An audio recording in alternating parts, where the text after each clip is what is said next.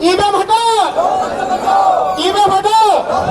EVM द्वारा vote करने से, वीवीपैट द्वारा वोट करने से, ये एक तरीका हमने आपको दिखाया कैसे प्लानिंग करके चोरी की। ऐसे हजारों तरीके और हैं। इसीलिए किसी भी हालत में, किसी भी कीमत पे इलेक्शन होगा तो सिर्फ पेपर बैलेट से होगा। ये फ्रॉड हम नहीं होने देंगे। ये इलेक्शन कमीशन है जिसने एक काला शीशा लगाने की साजिश की। कौन सा इलेक्शन कमीशन था? वो अपराधी है, और उसकी अपराधी जो प्रोटेक्शन है ना, धारा 324 में, आर्टिकल 324 में, वो अब तैयार हो जाए वो इलेक्शन कमिश्नर जिन्होंने ये की जगह बटन दबाओ। बेवकूफ है जो बटन दबाना चाहते हैं। हम तो मोहर ही लगाएंगे, मोहर लगाएंगे और पेपर बैलेट पे मोहर लगाएंगे। ना करता है हमारी पुराने नारे को। वो देशद्रोही है, वो आतंकवादी है, वो भारत का संविधान खत्म करके पार्लियामेंट खत्म करना चाहते हैं। बाकी वाले लोग हैं आधे मन से या पूरे मन से हम पे हमला करते हैं। हमारी वकीलों की जिम्मेदारी है, किसी भी आंदोलन में, किसी भी आंदोलन के खिलाफ होगा, किसी भी आंदोलन में जो देश बचाने के हक में होगा, वकील आपकी ढाल बन के खड़े होंगे। और ये पुलिस तंत्र जो चल रहा है वो हम नहीं होने देंगे किसी हालत में। नहीं तो बिल्कुल निडर होकर बाहर आओ, पुलिस से मत डरो, पुलिस आपकी नौकर है। जिस तरीके से हमारा अपहरण किया गया था, हम लोगों ने सिर्फ एक बार माफ किया है। पुलिस वाले ध्यान से सुनिए, संविधान के हिसाब से काम करना। ये जो आपने बैरियर लगा रखे हैं ना, भानु जी ने जब ये गारंटी दे दी, ये किस लिए बैरियर लगाए यहाँ पे? अगली बार से बैरियर ना मिलेगा लगा रखे। हम इन बैरियरों से नहीं डरते हैं। हम संविधान के रक्षक हैं। हम इन बैरियर की वजह से यहाँ नहीं रुके हुए। ध्यान से सुन ले, अमित शाह साहब भी और बाकी सभी लोग रुके हैं क्योंकि हम देश में, हम नहीं चाहते कानून व्यवस्था टूटे। इसका ये मतलब नहीं है नौकर हमारे सर पर चढ़ के नाचेंगे। हम देश के मालिक हैं, देश की जनता है। पुलिस को हमारी रक्षा करनी है, हमारा अपहरण नहीं करना है, हम पे डंडे नहीं चलाने हैं। जब तक हम संविधान के रास्ते पे चल के पीसफुल प्रोटेस्ट कर रहे हैं। सभी साथियों को जय भीम, जय भीम, जय भारत, जय संविधान, जय संविधान और मेरा प्यार भरा अस्सलाम वालेकुम। वालेकुम अस्सलाम। आप लोग अभी ये सोच रहे होंगे कि अभी तो भानु जी ने और हम सब ने ये अनाउंस किया था कि ईवीएम द्वारा इलेक्शन नहीं होगा, पेपर बैलेट द्वारा होगा। तो फिर हम ये काला शीशा, सफेद शीशा आपको क्यों दिखा रहे हैं?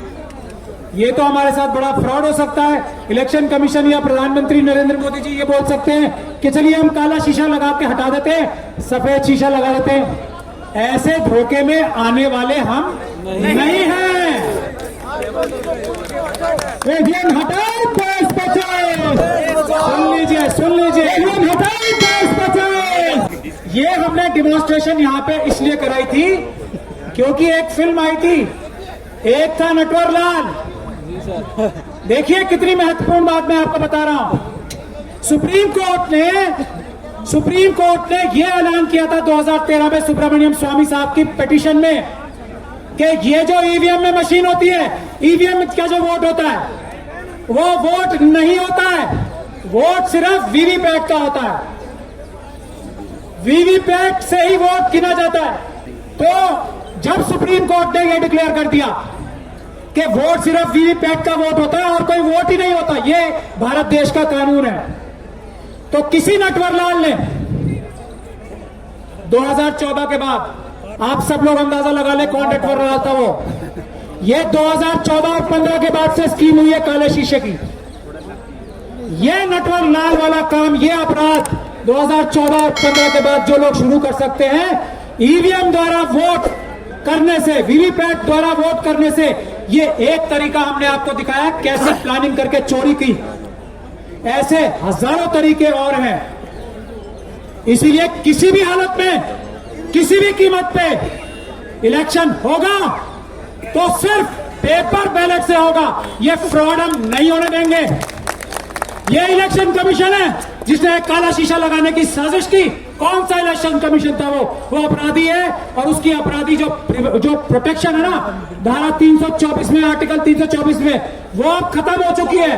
तैयार हो जाए वो इलेक्शन कमिश्नर जिन्होंने ये काला शीशा लगाया था फ्रॉड करने के लिए, वो तैयार हो जाए, उनके खिलाफ मुकदमा दर्ज कराया जाएगा। पहले अभी आप देख लीजिए, ऐसे हम बेवकूफ नहीं है। एक हम बचपन से नारा लगाते आए हर इलेक्शन में, मोहर लगेगी किसी भी जगह, वो नाम नहीं लेना है, मोहर लगेगी की जगह बटन दबाओ, बेवकूफ है जो बटन दबाना चाहते हैं। हम तो मोहर ही लगाएंगे, मोहर लगाएंगे और पेपर बैलेट पे मोहर लगाएंगे। जो भी मना करता है हमारी पुराने नारे को, वो देशद्रोही है, वो आतंकवादी है, वो भारत का संविधान खत्म करके पार्लियामेंट खत्म करना चाहता है। यहां मोहर लगेगी, बटन नहीं दबेगा। ध्यान से सुन ले। अब मैं प्रैक्टिकल बातों पे आता हूं। एक कोऑर्डिनेशन कमेटी के एक छोटे से मेंबर की हैसियत से भानु जी, हम सब जितने भी लॉयर्स हैं, सबसे पहले मैं उनसे आह्वान कर रहा हूं, ये जिम्मेदारी इस आंदोलन की ढाल बनने की हम लोगों की है। और उस तरफ से हमारे ही देश के ये खाकी वाले लोग हैं, आधे मन से या पूरे मन से हम पे हमला करते हैं। हमारी वकीलों की जिम्मेदारी है किसी भी आंदोलन में जो ईवीएम के खिलाफ होगा, किसी भी आंदोलन में जो देश बचाने के हक में होगा, वकील आपकी ढाल बन के खड़े होंगे। और ये पुलिस तंत्र जो चल रहा है वो हम नहीं होने देंगे किसी हालत में। नहीं तो बिल्कुल निडर होकर बाहर आओ, पुलिस से मत डरो, पुलिस आपकी नौकर है। कल जिस तरीके से हमारा अपहरण किया गया था, हम लोगों ने सिर्फ एक बार माफ किया है। पुलिस वाले ध्यान से सुन ले ये बात, एक बार माफ किया है, वो भी भानु जी के कहने से और डीसी कपिल साहब ने सबसे मनवाया। मैं इन लोगों से नाराज हूं, लड़ भी रहा हूं इनसे, लेकिन ये बड़े हृदय के लोग हैं और मैं इनकी इतनी इज्जत करता हूं कि मैं इनके आगे सिर झुकाने पे मजबूर हूं। एक ही बार पुलिस वाले सुन ले, कल जो हमारा अपहरण किया था ना, एफआईआर में दर्ज करा था मैंने, जामा मस्जिद वाली एफआईआर करानी है जैसे मुझे अबडक्ट किया था ना, तो ध्यान से सुन ले। नौकरों का काम है संविधान के हिसाब से काम करना। ये जो आपने बैरियर लगा रखे हैं ना, भानु जी ने जब ये गारंटी दे दी, ये किस लिए बैरियर लगाए यहां पे, अगली बार से बैरियर ना मिले हमें। ध्यान से सुन ले ये बात, ये गैर संवैधानिक गैर कानूनी काम है जो एक बैरियर लगा रखे। हम इन बैरियरों से नहीं डरते हैं। हम संविधान के रक्षक हैं। हम इन बैरियर की वजह से यहां नहीं रुके हुए हैं। ध्यान से सुन ले, अमित शाह साहब भी और बाकी सब भी लोग, हम इसलिए रुके हैं क्योंकि हम देश में हम नहीं चाहते कानून व्यवस्था टूटे। इसका यह मतलब नहीं है नौकर हमारे सर पर चढ़ के नाचेंगे। हम देश के मालिक हैं, देश की जनता है। पुलिस को हमारी रक्षा करनी है, हमारा अपहरण नहीं करना है, हम पे डंडे नहीं चलाने हैं, तब जब तक हम संविधान के रास्ते पे चल के पीसफुल प्रोटेस्ट कर रहे हैं। पहली चीज मैं ये बता रहा हूं और ये सबसे बड़ी जरूरत है इस आंदोलन को आगे ले जाने की। हम वकील लोग जिम्मेदारी लेते हैं कि पुलिस आपको तंग नहीं करेगी। पूरे देश में आंदोलन करने के लिए हम जिम्मेदारी लेते हैं।